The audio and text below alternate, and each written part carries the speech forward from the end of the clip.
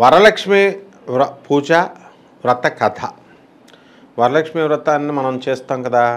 ఎప్పుడు చేస్తాం? శ్రావణ మాసం వచ్చింది.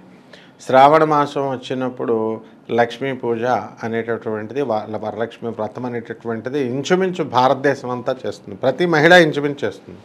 దీనికి ఆనవాయితీ అనేటటువంటిది లేదు, ప్రతి ఒక్కళ్ళు చేసుకోవచ్చు.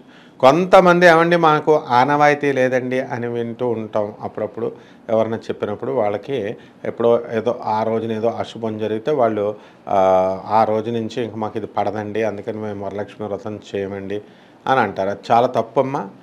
మరి ఇలాంటివన్నీ కూడా ఆనవాయితీ అనేటటువంటిది ఎప్పుడు ప్రతి వాళ్ళు కూడా చేసుకోవాలి. మహాలక్ష్మి అంటేనే శుభము అనే, శుభాలను ఇచ్చేటటువంటి తల్లిని మహాలక్ష్మి అని అంటాం అన్నమాట.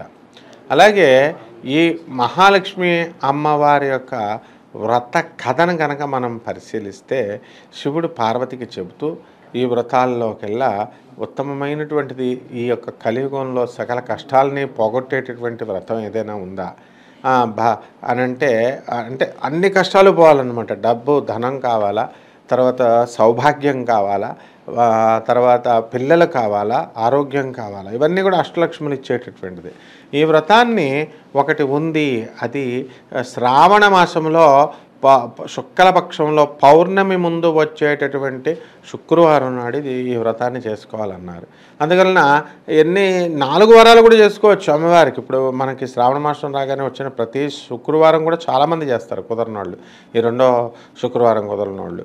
అలా ఎవరైతే కుదురుతుందో వాళ్ళు ఈ 2వ శుక్రవారం నాడు ఈ యొక్క వరలక్ష్మి వ్రతాన్ని చేసుకుంటారనమాట.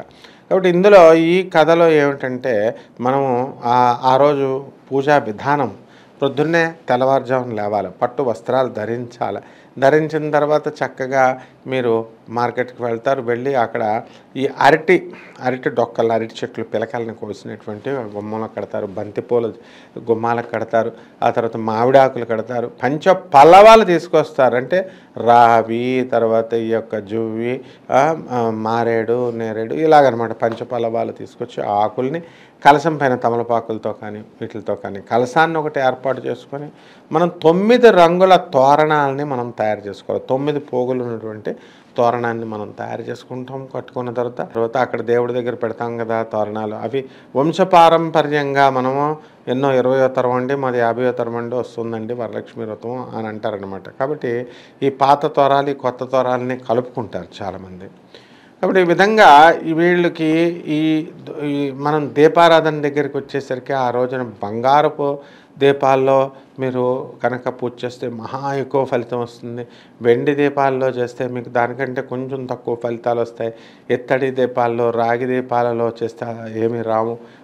అలాగే మట్టి దీపాలలో చేస్తే ఏమి రాదు అన్నట్టు ఏదో సంథింగ్ ఏదంటే ఖరీదైనంగా బంగారం వెండితో పెట్టండి అన్నట్టు చేస్తారు. కానీ ఇక్కడ కావాల్సినదంతా తప్పు, బూటకం మాటలు అవన్నీ కూడా.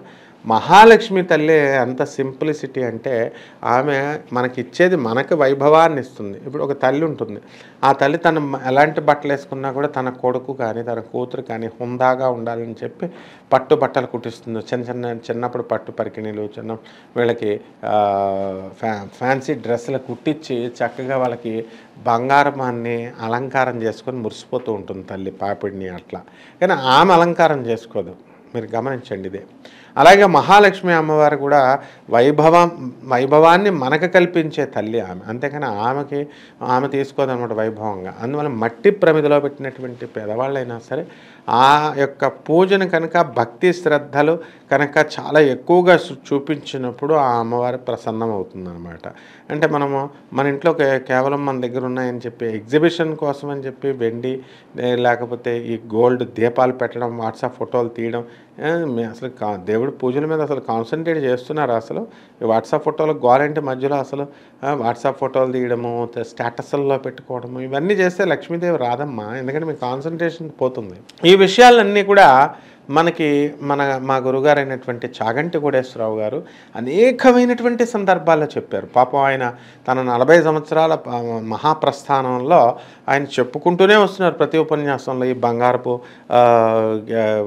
దీపాల్లో పెడితే రాదు, మహాలక్ష్మీదేవి వెండి దీపాలు పెట్టాల్సినటువంటి అవసరం లేదు, అలాగే మట్టి దీపంలో పెట్టినా వస్తుంది, అలాగే నైవేద్యాల దగ్గరికి వచ్చేసరికి వైభవవేత్తంగా 9 రకాల మహానివేదన ఈ మధ్యన మరీ ఎక్కువైపోయినాయి అనమాట. ఇవి 9 రకాల నైవేద్యాలు పెట్టాలా, 9 రకాల పళ్ళు పెట్టాలా, 9 రకాల పుష్పాలు పెట్టాలా, 9 రకాల జాకెట్లు పెట్టాలి. ఇవన్నీ ఎగ్జిబిషన్ కోసమే, మా దగ్గర డబ్బులు ఉన్నాయని మా దగ్గర మేము చేస్తున్నామని తప్పది. మా గురువుగారు ఎప్పుడు కూడా సింపుల్గా ఉండమంటారు చాగంటి కోటేశ్వరరావు గారు.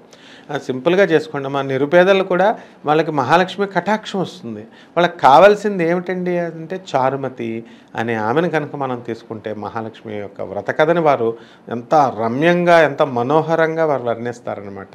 చారుమతి అంటే చట్ అంటే మంచి గొప్ప, మతి అంటే మనస్సు, అంటే మంచి మనస్సు ఉన్నటువంటి ఆమెని చారుమతి అని అంటారు. మరి అటువంటి చారుమతి ఆవిడ ఒక పేద భక్తురాలన్నమాట. ఆమెకు పాపం ఆమెకి తెలిసిందల్లా ఏమీ లేదు, ప్రపంచ జ్ఞానం లేదు, ఏ గేటెడ్ కమ్యూనిటీలో లేదు. ఆమె ఒక పూరి గుడిసెలో పూరి ఇంట్లో ఉంది. తనకి తెలిసిందల్లా ఒకటే అన్నమాట, ఏమిటంటే తను భర్తని సేవించుకోవడం, భర్త మాటను జవదాటకుండా ఉండడం. ఇప్పుడు మనం చాలామందిని చూడండి, భర్తల్ని ఇప్పుడున్నటువంటి జనరేషన్స్ని భర్తను పేరు పెట్టి పిలవడము, నువ్వు అని పిలవడము, పిలుచుకోవచ్చు తప్పలేదు. కానీ మరి మీరు ఆమె అసలు మీ అమ్మగారు వాళ్ళ కాలంలో, మీ అమ్మమ్మ గారు వాళ్ళ కాలంలో వాళ్ళు ఎలా ఉండేవారు? భర్తకి చాలా గౌరవాన్ని ఇచ్చేవారు. మీరు పిలిస్తే పిలిచారు, మళ్ళీ ముందు ఒకలాగా వెనకాల ఒకలాగా. ప్రతి భార్య కూడా ఇంచుమించు వీళ్ళు మీ భర్త మీ మాట విన్నప్పుడు ఆయన్ని విమర్శిస్తూ ఉంటారు, వీడు అని. మాకు అంతా తెలుసు కదా, మేము చూస్తూ ఉంటాం మా స్టూడెంట్స్ వాళ్ళని. కాబట్టి ఇక్కడ చారుమతి అనే ఆమెకు మంచి మనసుండి పతి సేవ, అలా ఆయన ఏది చెప్తే అది వినేదనమాట, అంతే, దట్స్ ఆల్. ఆమె పాతివ్రత్య దీక్ష అంటే అంతే. అలాగే అరుంధతి వశిష్ఠుడు, అరుంధతి పరమ పతివ్రత, ఆమెకు తెలిసిందల్లా మహాపతివ్రత. అరుంధతి చేసిందల్లా ఈ యొక్క భర్త మాట వినడం. అనసూయ, అత్రి మహర్షులు, వాళ్ళని కూడా తీసుకోండి. అనసూయమ్మకి తెలిసింది పాతివ్రత్య దీక్షతోనే ఆమె సూర్యుడిని అటు నుంచి ఇటు రాకుండా ఈ అరుంధతి అమ్మవారు, అనసూయ అమ్మవారు, సావిత్రులు వీళ్ళంతా చేశారు. అంటే ఈ పతివ్రత శిరోమణులంతా కూడా ఏంటంటే వాళ్ళు భర్తల మాటలు విన్నారు, భర్తకు ఎదురు చెప్పాలి, డైవర్స్ నోటీసులు ఇవ్వలేదు, కొట్లాటలు లేవు. కాబట్టి అటువంటి ఆమె పట్ల మహాలక్ష్మి తల్లికి ఒక రోజున కరుణ వస్తుంది. కరుణ వచ్చి ఏం చేస్తుంది, చక్కగా ఈ యొక్క కళలోకి వచ్చి ఈ యొక్క శ్రావణ మాసం శుక్లపక్షంలో వచ్చేటటువంటి పౌర్ణమి నాటి ముందు వచ్చేటటువంటి శుక్రవారం నాడు నువ్వు నా వ్రతాన్ని చేసుకో, నువ్వు అడిగినవన్నీ కూడా నేను ఇస్తాను అని అభయమిస్తుంది. అప్పుడు చారుమతి ఏం చేస్తుంది, ఇది లేచి తన భర్తగా చెప్తుంది. చూసారా, పాతివ్రత్య లక్షణం అది. తన భర్తకు చెప్పగానే ఆయన ఏం చేస్తాడు, సరే అయితే చేసుకో అని చెప్తాడు. చేసుకోమని చెప్పేసి ఇన్విటేషన్ కార్డులన్నీ ప్రింట్ చేసేసి అందరికీ పిలుస్తారు కదా మీరు, అలాగే పాపం బొట్టు పట్టుకొని వెళ్ళి అందరికీ చెప్పింది. తన ఫ్రెండ్స్ అందరికీ కూడా, తన ఫ్రెండ్స్ ఒక 4 వస్తారనమాట. వీళ్ళంతా కూడా వచ్చిన తర్వాత ఏంటంటే మహాలక్ష్మి అమ్మవారు ఇలాగా రమ్మందంట, చేయమందంట వ్రతం చేస్తే మనకు కూడా ఏమైనా ఆమె వస్తే డబ్బులు వస్తే మనకు కూడా పంచుతారు కదా, ఆ విధంగా పాపం వాళ్ళు మన ఫ్రెండే కదా అని చెప్పేసి అందరూ కొబ్బరికాయ పువ్వులు పట్టుకొని వెళ్తారు. ఇప్పుడు మీరు అందరూ వరలక్ష్మి వ్రతం చేస్తుంటే వస్తారు కదా, అట్లా వచ్చినప్పుడు అక్కడ వరలక్ష్మీదేవి యొక్క వ్రతం అయిపోగానే మొదట కథ చదవగానే ఆ చారుమతికి ఏమైంది, 9 తోరణాలు కట్టుకుంది, వ్రతం చేసింది. మహాలక్ష్మి వైభవాన్ని మహిమని ఆ తర్వాత వినేసరికి ఫస్ట్ ఏమైంది, వాళ్ళ గల్లును ఆమె గజ్జలు, కాళ్ళకి గజ్జలు వచ్చేసి బంగారపు గాజులు వచ్చేసినాయి, ఒంటి మీద ఆభరణాలు. కథలో ఒక్కొక్క చాప్టర్ చదివేసరికి మొత్తం మీద ఒక్కొక్క హారతి ఇచ్చేసరికి ఇలా వచ్చేసరికి మొత్తం రెండోది అయ్యేసరికి ఇల్లంతా కూడా బంగారంగా అయిపోయింది. వచ్చిన వాళ్ళకంతా కూడా రథాల మీద ఆమె గుర్రాల బండి మీద చక్కగా తీసుకెళ్ళి దింపుతుంది. వాళ్ళ ఫ్రెండ్స్ అందరికీ, వచ్చిన వాళ్ళందరికీ అంత ఐశ్వర్యంతో మహాలక్ష్మి అమ్మవారు ఆశీర్వదించింది. అందువల్లనే మా గురువుగారు అయినటువంటి చాగంటి కోటేశ్వరరావు గారు ఏం చెప్తారంటే, ఓం చెంచలాయై నమః. లక్ష్మీదేవి నిలబడాలి అంటే ముందు భార్యాభర్తలిద్దరూ కూడా కీచులాడుకోకూడదు. ఎప్పుడైతే భార్యాభర్తల మధ్య గొడవలు జరుగుతున్నాయో అటువంటి ఇంట్లో నేను ఉండను అని చెప్పి లక్ష్మీదేవి వెళ్ళిపోతుందంట. వెళ్ళిపోయి అందువల్ల చెంచలాయై నమః. కరెన్సీ అంటే ఏంటండి? కరెన్సీ అంటే మనం ఫ్లో అవ్వడం, పైసలు ఫ్లో అవ్వడం. కాబట్టి ఇక్కడ ఈరోజు మన చేతిలో లూజర్ అండ్ ద గెయినర్. ఈరోజు మన చేతిలో ఉన్నటువంటి 100 రూపాయలు రేపొద్దున్న అవతల వాడి చేతికి వెళుతుంది, కరెంట్ ఫ్లో అవుతుంది. దాన్నే మహాలక్ష్మి అన్నారు. లక్ష్మీదేవి అంటే క్రియాశక్తి. అందువలన చాలామంది ముఖ్యంగా ఈ యొక్క నేను మహాలక్ష్మి పూజ చేస్తున్నానండి, మహాలక్ష్మి వ్రతం చేస్తున్నానండి, గురువుగారు నేను చాలా అప్పుల్లో ఉన్నానండి అని చెప్పేసి వాళ్ళు నాకు పరిష్కార మార్గం ఏమైనా చెప్పండి, రెమెడీస్ ఏమైనా చెప్పండి అని చెప్పేసి అడుగుతూ ఉంటారు. మా గురువుగారు ఇప్పుడు మేము గురువుల దగ్గర మేము చాగంటి కోటేశ్వరరావు గారు, మరి గరికపాటి నరసింహారావు గారు, వద్దిపతి పద్మాకర్రావు గారు, సామవేదం షణ్ముఖ శర్మ గారు, వీళ్ళంతా కూడా మా గురువులే, పాత తరం గురువులు. పురాణమంట రాధాకృష్ణమూర్తి గారి దగ్గరికి వీళ్ళంతా కూడా వేద సామ్రాట్ రేమళ్ళ సూర్యప్రకాశ్ శాస్త్రి శిష్యుడిని నేను. కాబట్టి వీళ్ళంతా కూడా భారతీతీర్థ స్వాముల వారు శృంగేరి మఠానికి వచ్చినప్పుడు, రాజమండ్రికి వచ్చినప్పుడు వీళ్ళంతా కూడా కాకినాడ వీళ్ళంతా వచ్చినప్పుడు చక్కగా జైత్ర యాత్రలో వీళ్ళంతా పాల్గొంటూ ఉంటారు ఎప్పుడు కూడా. సో అప్పటి నుంచి ఇదే ప్రశ్న అనమాట భక్తులు. ఏమండి మేము ఏమైనా రెమెడీస్ ఉన్నాయండి, మంచి సకల కష్టాల్లో ఉన్నామండి, చాలా బాధల్లో ఉన్నామండి అంటారు. ఈ మధ్య కాలంలో యూట్యూబ్ ప్రపంచం విజృంభించిన తర్వాత అప్పుడు మనకి ఈ రెమెడీస్ అనేటటువంటివి వచ్చేసినాయి అనమాట. దానివల్ల ప్రతి సమస్యకి పాపం వాళ్ళకి ఏమీ రెమెడీస్ చెప్పేవారు కాదు.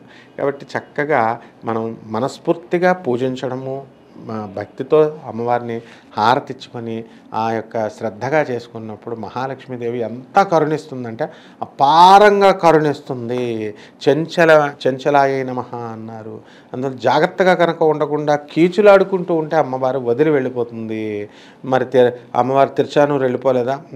మహాలక్ష్మి అలివేలు మంగమ్మ తల్లి కొల్హాపూర్ వెళ్ళిపోలేదా వైకుంఠం నుంచి డైరెక్ట్గా? ఇవన్నీ కూడా గురువుగారు చెప్పిన పద్ధతుల్లో మీరు చేసుకోండి. వరలక్ష్మి వ్రతాన్ని బ్రహ్మాండంగా మీకు ఆ మహాలక్ష్మి తల్లి యొక్క కరుణా కటాక్షాలు లభిస్తాయి.